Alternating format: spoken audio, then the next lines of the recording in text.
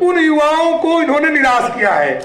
विगत मोदी जी की 10 सालों की सरकार, उत्तर प्रदेश की 8 साल की योगी की सरकार के एजेंडे में इन युवाओं को रोजगार देना नहीं है। इस देश में जो दलित हैं, जिनकी सामाजिक और आर्थिक स्थिति बहुत ही खराब है, उसके उन्नयन के लिए भारतीय जनता पार्टी और संघ की मोदी की सरकार ने कोई काम नहीं किया, बल्कि उनके जो सामाजिक और आर्थिक रूप से उनको और कमजोर बनाने के लिए नीतियां बनाई।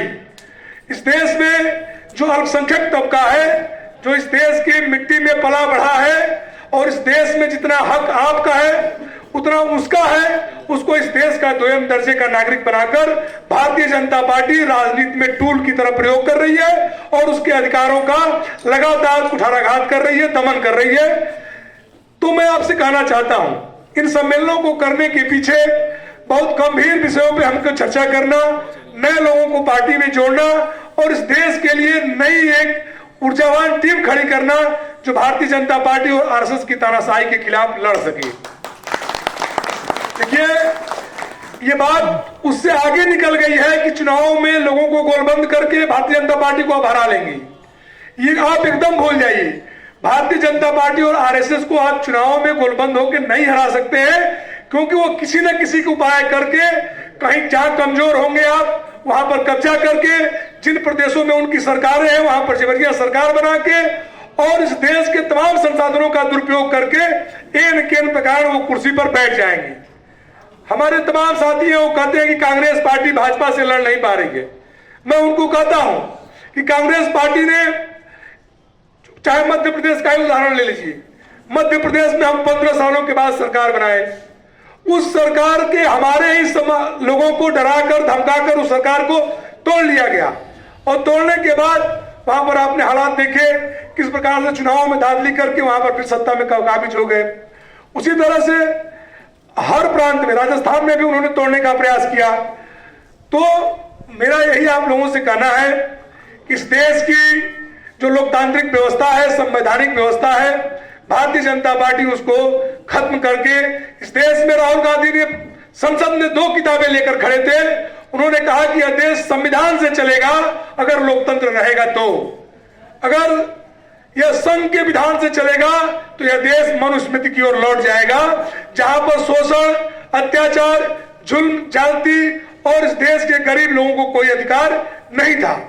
यह बहुत गहन चिंतन का विषय है, आप लोगों को सोचने की जरूरत है। आप ऐसा मत सोचिए कि हम आजादी के 75 सालों के बाद लोकतंत्र खत्म नहीं हो सकता है। आप अपने पड़ोसी मुल्कों को देखेंगे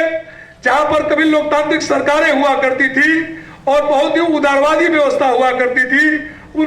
जगहों पे कहीं तालिबान कब्जा हो गया है और कहीं पर अमेरिका पोषित गुंडे काबिज हो गए हैं। तो आप भी क्या चाहते हैं, इस देश में जो लोकतंत्र हमने लाखों लोगों की कुर्बानी के बाद, हमारे देश के जो स्वतंत्रता संग्राम के सेनानी थे उन लोगों ने लड़कर हासिल किया था, इस देश में दुनिया के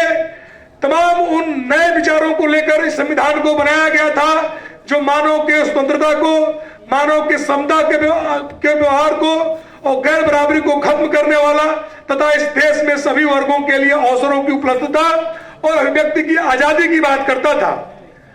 1947 से पहले इस देश में बहुसंख्यक तबके के लोगों को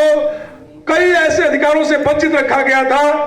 क्या आप उधर पुनः लौटना चाहते हैं, या भारतीय जनता पार्टी और आरएसएस के खिलाफ संगठित आंदोलन करके उसको इस सत्ता से बाहर निकाल करके इस देश में पुनः लोकतंत्र की स्थापना करने के लिए आप तैयार हैं? ये बहुत ही सोचने का विषय इसलिए भी है कि तमाम राजनीतिक दल है इस देश में, भारतीय जनता पार्टी आरएसएस का मुखौटा है, लेकिन भारतीय जनता पार्टी ही उसका मुखौटा नहीं है। इस देश में भारतीय जनता पार्टी के साथ साथ संघ ने सैकड़ों पार्टियां खड़ी करके और आपके वोट को, आपके मत को बांट दिया है। भारतीय जनता पार्टी अभी भी 40-41-42% वोट इस देश में हासिल कर पाई है, बहुत हिस्सों में वो हासिल नहीं कर पाई है।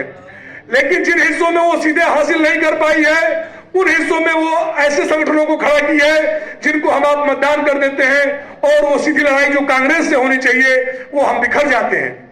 इन सब सवालों को सोचने की जरूरत है कि राष्ट्रीय पैमाने पर भारतीय जनता